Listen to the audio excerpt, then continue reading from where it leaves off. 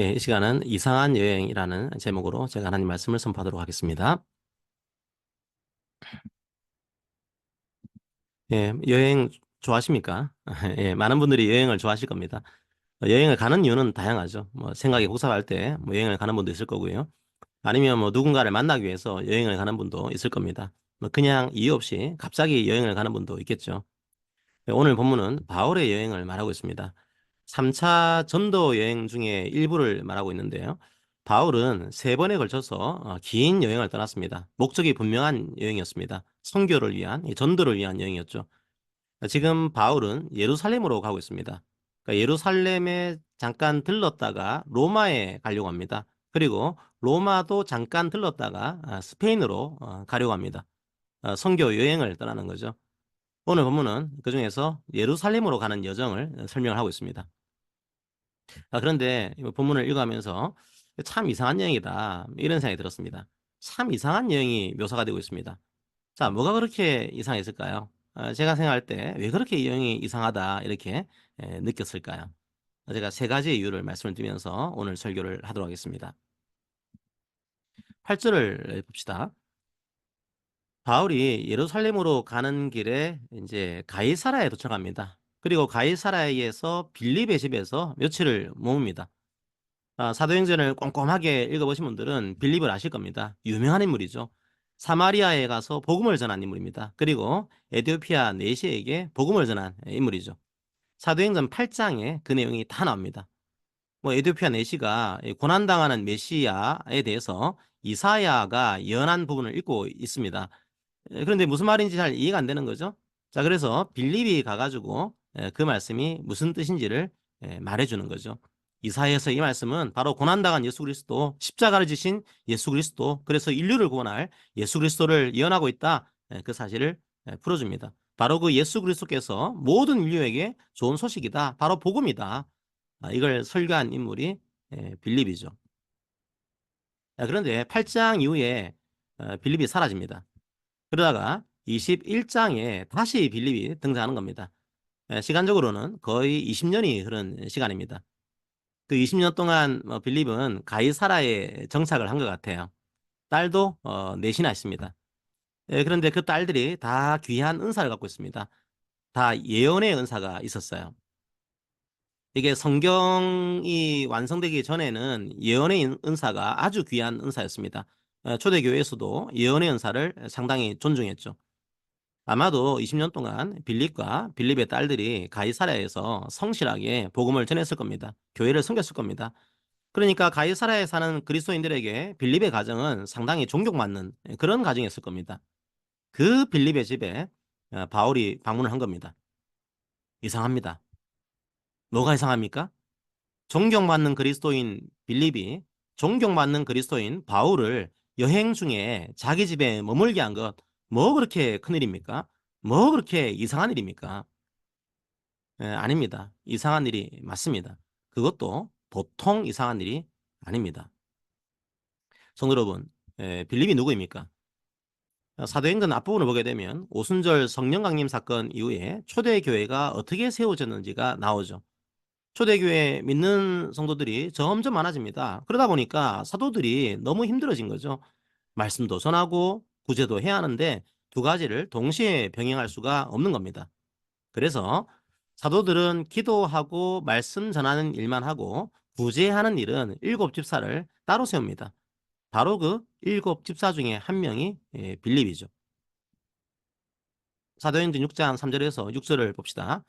형제들아 너희 가운데서 성령과 지혜가 충만하여 칭찬받는 사람 일곱을 택하라. 우리가 이 일을 그들에게 맡기고 우리는 오로지 기도하는 일과 말씀 사역에 힘쓰리라 하니 온 무리가 이 말을 기뻐하여 믿음과 성령이 충만한 사람 스데반과 또 빌립과 브로고로와 니가노로와 디몬과 바메나와 유대교에 입교했던 안디옥 사람 니골라를 택하여 사도들 앞에 세우니 사도들이 기도하고 그들에게 안수하니라.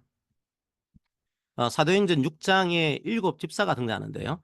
그 중에 한 사람이 빌립이었습니다. 그런데 놓치지 말아야 할 또 한 인물이 등장하고 있습니다. 빌립 앞에 누가 나오고 있습니까? 바로 스데반입니다. 사도행전 7장 58절에서 8장 1절을 읽어드리겠습니다.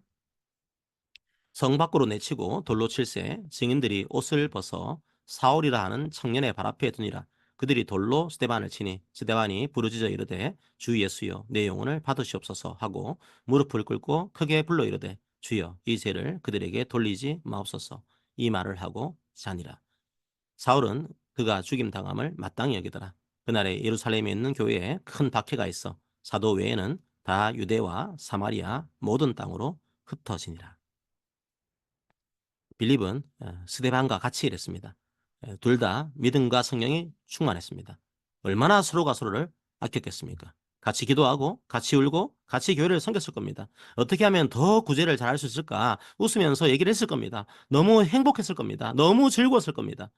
그런데 어느 날 갑자기 스데반이 죽었습니다. 그리고 교회를 향한 대박해가 시작됐습니다.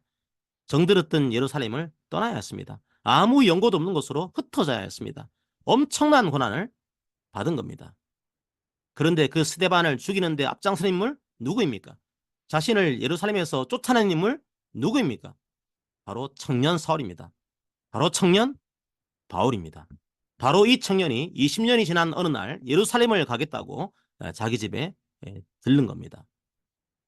21장에서는 8절 한 절로 짧게 그 만남을 묘사하고 있습니다. 하지만 저는 8절 그 한 절을 보면서 빌립의 20년을 보았습니다. 8절 단 한 절 속에서 주의 복음을 보았습니다. 바울이 누구입니까? 원수입니다. 자기의 절친이었던 스데반을 죽인 원수입니다. 자기도 바울 때문에 고통을 겪었습니다. 바로 그 원수가 눈앞에 서 있는 겁니다. 하지만 그 인물을 빌립이 받아들입니다. 이상하지 않습니까? 아무리 20년이 흘렀다고 하더라도 어떻게 저런 인물을 자기 집에 머물게 할 수가 있습니까? 이상합니다. 그런데 바로 그게 복음입니다. 복음을 알기 전에 바울은 죽이는 사람이었습니다. 박해하는 사람이었습니다. 하지만 지금 빌립의 눈앞에 서 있는 바울은 누구입니까? 바로 예수를 만난 사람이었습니다. 예수를 믿은 사람이었습니다. 그는 이제 죽이는 사람이 아니었습니다. 그는 살리는 사람이 되었습니다. 그는 박해하는 사람이 아니었습니다. 다른 사람을 위해서 박해받는 사람이 되었습니다. 복음은 빌립과 원수 바울을 하나로 만들었습니다. 예수 그리스도의 십자가는 생명을 줍니다. 그리고 하나로 만듭니다. 화해와 용서를 이룹니다. 하나님과 사람 사이를 하나로 만든 것처럼 사람과 사람 사이도 하나로 만듭니다. 바로 그게 십자가의 능력입니다. 바로 그게 십자가의 힘입니다. 그 놀라운 십자가 복음의 능력이 8절 그 단 한 절에 나오고 있는 겁니다. 참 이상한 여행이죠. 자, 또 하나 이상한 점이 보입니다. 자, 바울이 이 여행을 하고 있는 목적이 뭘까요? 로마서를 읽어보면 사실 바울의 최종 목적지가 예루살렘이 아닙니다. 바울의 목적지는 스페인입니다. 성경에서는 서바나라고 되어 있죠. 제가 로마서 15장 25절에서 28절을 이제 읽어드리겠습니다. 로마에 있는 성도들에게 바울이 쓴 편지죠. 자, 그러나 이제는 내가 성도를 섬기는 일로 예루살렘에 가노니 이는 마게도냐와 아가야 사람들이 예루살렘 성도 중 가난한 사람을 위하여 기쁘게 얼마를 연보하였습니다.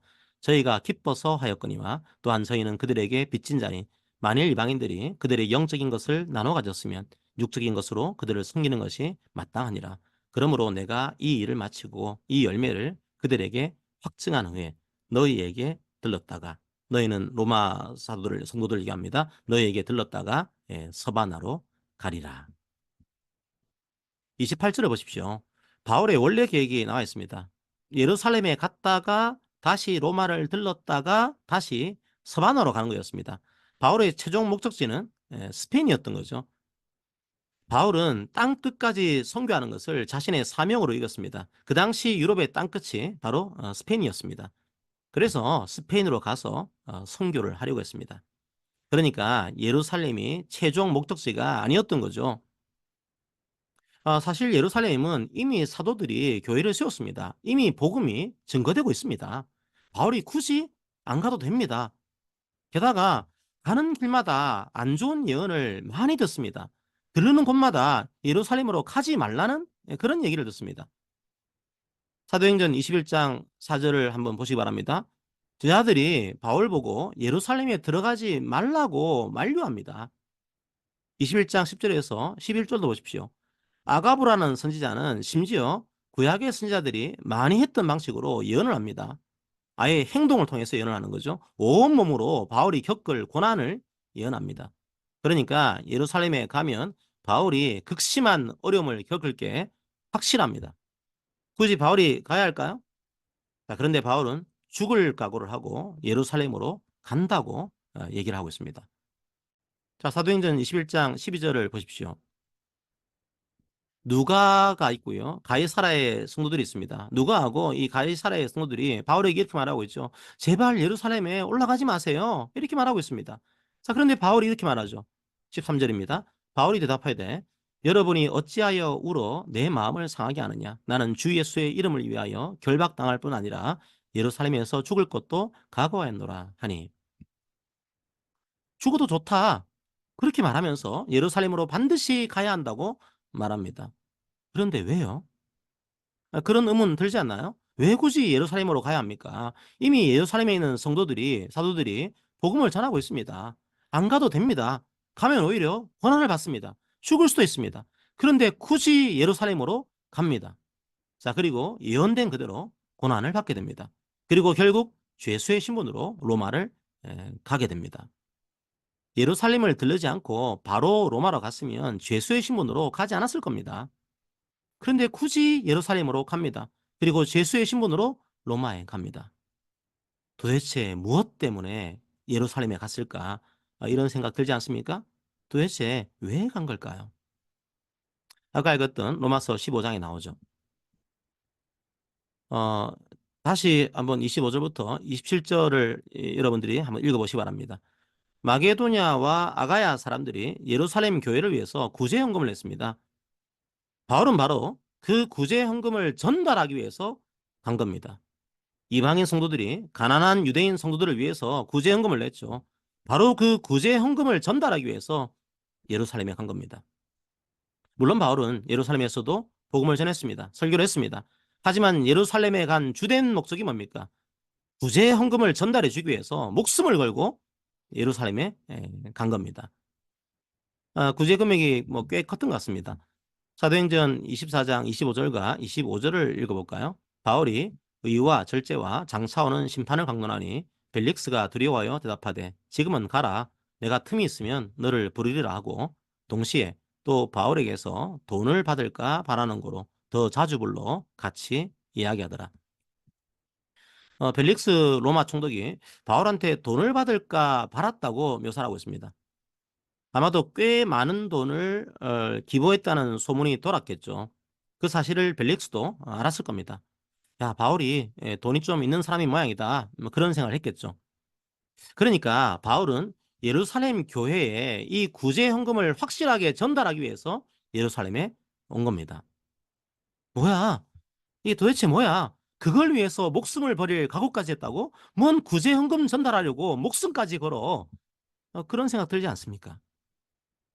네, 우리가 지금 살아가는 세상에서는 그런 느낌이 들 수 있습니다. 하지만 지금 바울의 행동이 뭘까요? 단순히 구제를 했다. 이게 아닙니다. 이제 새로운 시대가 열렸다. 이걸 선포하고 있는 겁니다. 복음이란 바로 이런 거다. 이걸 선포하고 있는 겁니다. 바로 이 일이 바울에게는 복음의 열매였습니다. 복음이란 무엇입니까? 기쁜 소식입니다. 그리스도의 십자가로 하나님과의 관계가 회복되었다는 소식입니다. 이제는 죄와 죽음으로부터 해방되었다는 그런 소식입니다. 자, 그런데 그 복음이 그것으로 끝납니까? 아닙니다.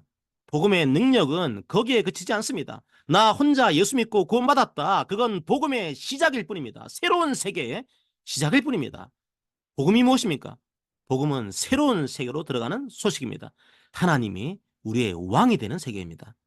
자, 그런데 그 세계 안에 다른 그리스도인들이 있습니다. 그 세계 안에 누가 있습니까? 남자가 있습니다. 여자도 있습니다.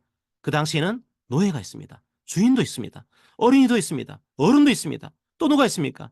이방인이 있습니다. 그리고 유대인도 있습니다. 예수 그리스도를 믿는 모든 사람들이 그 세계 속에서 함께 살아갑니다. 사람들을 나누고 차별했던 그 모든 벽들이 그리스도의 십자가로 끼워지고 부서진 겁니다. 바로 그 세계가 하나님의 세계예요. 그 세계에 대한 소식이 기쁜 소식입니다. 그 모든 그리스도인들이 주 안에서 하나 된 세계입니다.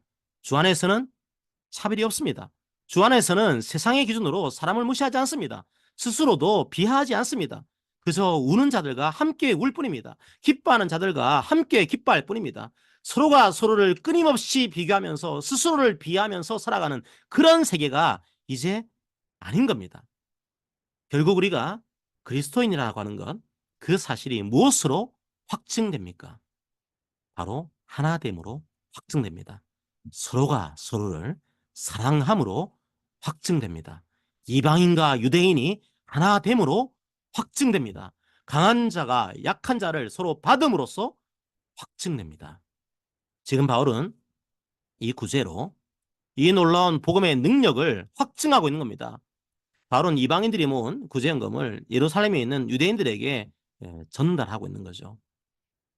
성도 여러분, 복음을 오해하시면 안 됩니다. 복음은 생명입니다. 복음은 기쁨입니다. 복음을 또 다른 율법주의로 만들면 안 됩니다. 내가 싫은데 바울이 억지로 내게 한 겁니까? 하기 싫지만 뭐 이렇게 해야 복 받으니까 한 겁니까? 아닙니다. 나 혼자 먹고 살기도 바쁜데 우리를 무시하던 유대인 그리스도인까지 신경 써야 돼? 근데 바울이 하라고 하니까 뭐 까짓것 하지 뭐 그런 생각으로 구제를 하고 있는 겁니까? 아닙니다. 로마서 15장 26절을 보십시오. 그들은 기쁨으로 연보를 했습니다. 너무나 기쁘게 구제를 했습니다. 유대인들에게 이런 생각을 갖고 있는 거죠. 당신들 통해서 구약의 말씀이 보존되었습니다. 당신들 통해서 예수님께서 오셨습니다. 그래서 이제는 외인이었던 우리에게도 예수님의 복음이 전달되었습니다. 당신들이 없었다면 우리는 이 소식을 듣지 못했을 겁니다. 우리는 복음에 빚진 자들입니다. 이제는 그 빚을 이렇게라도 갚습니다. 이런 구원을 주님께서 우리에게 주셨습니다. 이제 우리가 주 안에서 빚진 자가 되어서 당신들을 돕겠습니다. 그런 기회를 주셔서 너무 감사합니다. 너무 기쁩니다. 이런 마음으로 그들이 구제를 한 겁니다. 바울은 예루살렘에 이 사실을 알리고 싶었습니다. 복음이 세상을 바꾸고 있다. 알리고 싶었던 겁니다. 주님이 승천하실 때 예언했던 그 소식들이 이루어지고 있다. 말하고 싶었던 겁니다. 예루살렘 성도들이요, 당신들이 뿌린 복음의 씨앗이 헛되지 않았다. 만몬이 판치는 이 무력의 시대에서 이 그리스도인 이방인들이 어떤 삶을 살아가고 있는지를 보십시오. 기쁨으로 외치고 있는 겁니다. 지금 팔레스타인 땅에서 벌어지고 있는 일들을 보면 너무나 안타깝습니다. 이 복음이 이방의 땅에 전파되었습니다. 그리고 많은 민족과 많은 사람들이 예수님 믿고 구원을 얻었습니다. 그리고 그리스도 안에서 하나가 되었습니다. 하지만 복음이 시작된 그 땅에서는 여전히 신의 이름으로 다른 사람을 저주하고 있습니다. 다른 사람을, 다른 민족을 혐오하고 있습니다. 너무나 안타까운 일이죠. 우리는 복음의 빚진 자들입니다.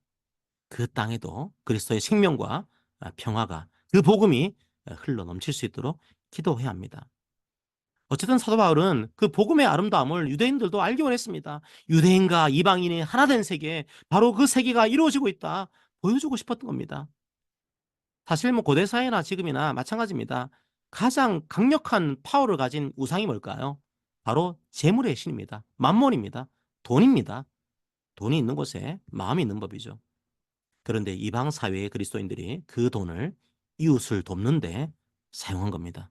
자기의 유익이 아니라 다른 사람의 유익을 위해서 사용한 겁니다. 이제 나는 하나님 나라의 백성이 되었다 선포한 겁니다. 그들은 예루살렘에 대한 구제를 통해서 복음이란 이런 것이다. 그것들을 보여준 겁니다. 참 이상한 여행이죠. 자, 그리고 또 하나 이상한 점이 보입니다. 뭘 그렇게 고난을 자주 말하고 있을까요? 지금 바울은 가는 곳마다 예언을 듣고 있습니다. 너는 예루살렘에서 고난당할 거야. 계속 이 말씀을 듣고 있는 거죠. 고난당할 거니까 각오해. 준비하고 있어. 그런 겁니까? 그러니까 지금이라도 포기해. 뭐 그런 유혹을 하시는 겁니까? 그런 게 아닙니다. 기억하라는 겁니다. 고난이 있을 때 기억하라는 겁니다.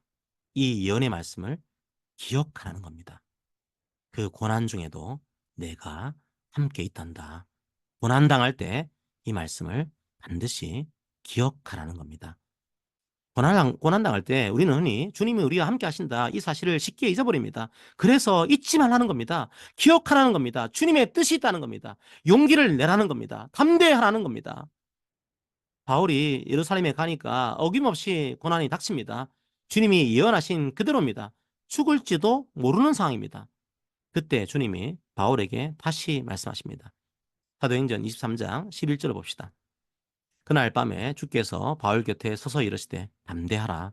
네가 예루살렘에서 나의 일을 증언한 것 같이 로마에서도 증언하여야 하리라 하시니라. 주님께서 바울에게 말씀하십니다. 뭐라고요? 네, 로마에서도 증언할 거라고요. 무슨 말일까요? 예루살렘에서는 죽지 않을 거란 말입니다. 예루살렘에는 바울을 죽이려고 하는 사람들이 수두룩합니다. 죽을지도 모른다. 그렇게 생각하지 않았겠습니까?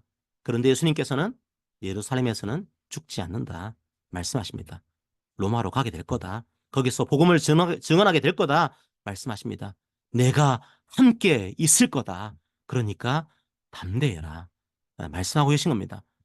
바울이 그 사실을 믿고 담대하게 복음을 전파했습니다.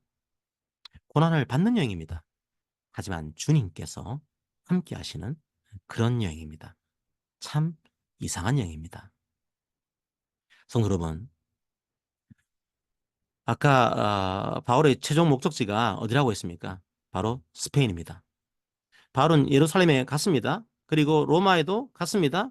그런데 최종 목적지 스페인에도 갔을까요? 모릅니다. 사도행전은 28장으로 마무리됩니다. 28장은 로마입니다. 누가는 거기까지만 기록을 남겼습니다. 땅 끝이 사도행전에는 나오지 않습니다. 그 땅 끝의 역사가 기록된 곳이 어디일까요? 바로 사도행전 29장입니다. 성경에 없습니다. 우리는 누가가 기록하지 못한 사도행전 29장 역사를 살아가고 있는 중입니다. 우리에게 이 땅끝이 맡겨진 겁니다. 바울에게는 바로 그 땅끝이 스페인이었습니다.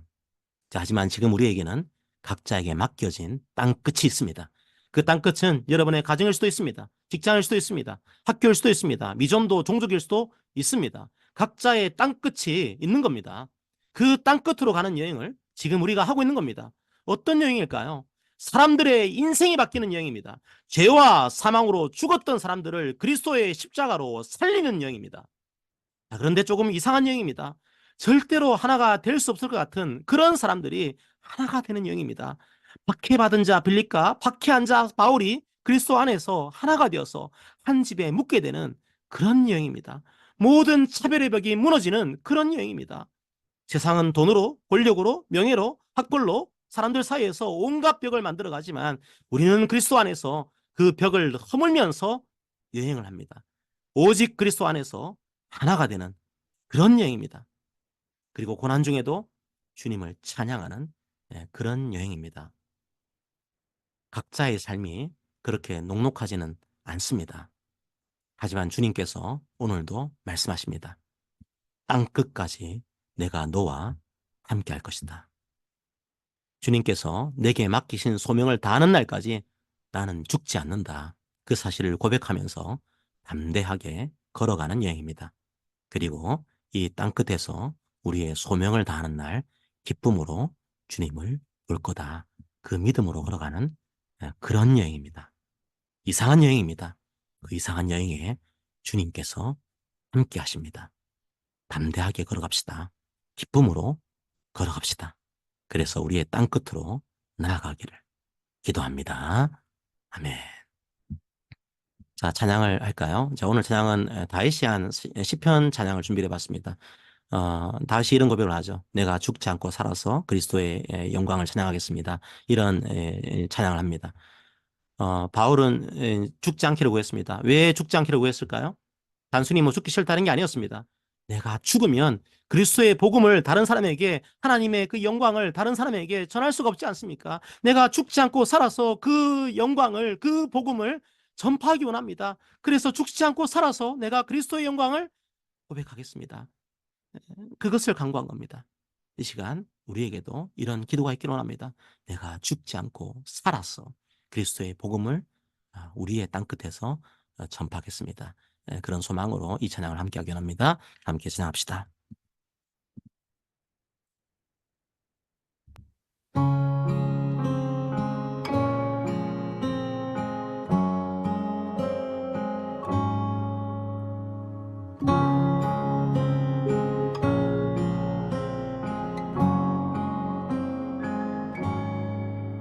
내가 죽지 않고 살아서 여호와 하신 일을, 내가 죽지 않고 살아서 여호와 하신 일을, 나의 모든 삶과 노래로 주께서 하신 일을 선포하리라, 선포하리라, 선포하리라.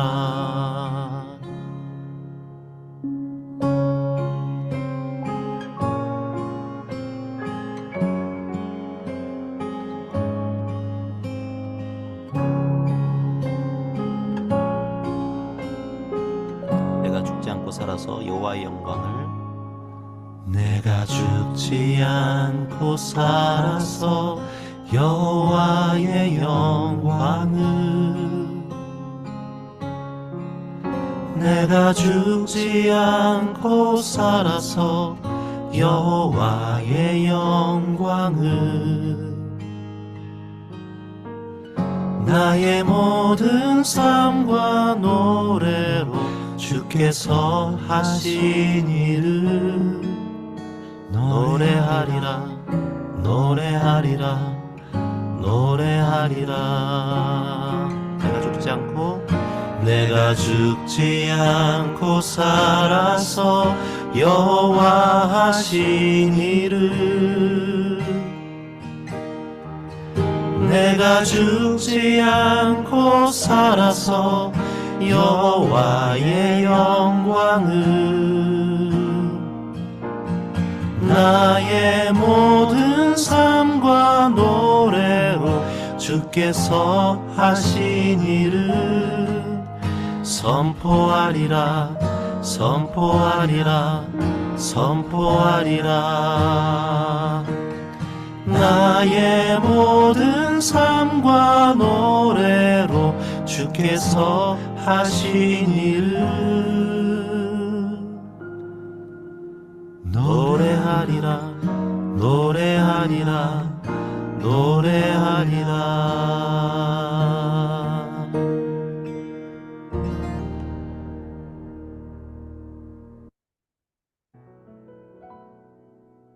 자, 우리 오늘 말씀을 기억하면서 기도합시다. 우리는 이상한 여행을 하고 있는 여행자입니다. 여행을 하면서 우리는 복음의 능력을 봅니다. 복음은 나를 변화시킵니다. 복음은 우리를 변화시킵니다. 복음은 세상을 변화시킵니다. 복음은 막혀있던 담을 허뭅니다. 죽음보다 깊은 원망이 주님 안에서 허물어지고 무너졌습니다. 다른 사람과 비교하지 않습니다. 차별하지도 않습니다. 혐오하지도 않습니다. 그저 주님의 복음을 살아낼 뿐입니다. 고난과 슬픔이 소나기처럼 우리의 삶에 갑자기 퍼부을 때도 있습니다. 하지만 주님은 말씀하셨습니다. 내가 세상 끝날까지 너와 함께 할 것이다. 그 믿음으로 이 여행길을 걸어가기를 원합니다. 우리는 사도행전 29장의 땅끝으로 나가는 순례자입니다.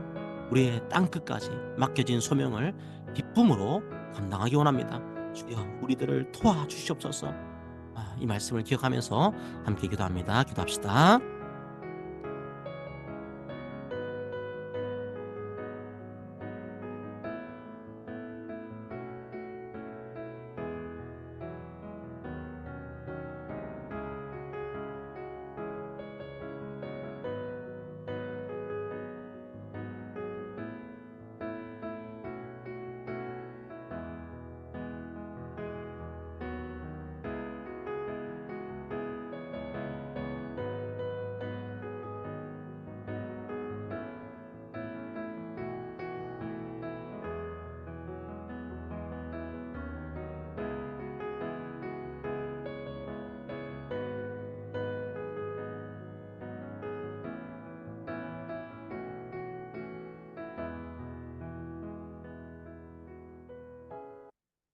사랑의 하나님 아버지, 참 감사합니다.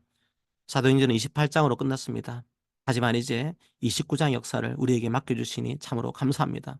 이제 우리가 29장의 땅끝으로 나아갑니다. 바울은 스페인을 땅끝으로 생각했습니다. 하지만 우리의 땅끝은 어디입니까? 우리가 발을 딛고 서 있는 이곳이 바로 우리의 땅끝입니다. 하나님 아버지, 우리가 이곳에서 주의 복음의 능력을 선포하기 원합니다. 우리가 먼저 깨닫기를 원합니다. 그리고 이제 우리가 선포하기 원합니다. 그 복음이 세상을 바꿉니다. 그 사실을 우리가 눈으로 목도하기를 원합니다. 하지만 쉽지 않습니다. 어렵습니다. 고난이 있습니다. 세상을 살아가는 것이 그렇게 녹록하지 않습니다.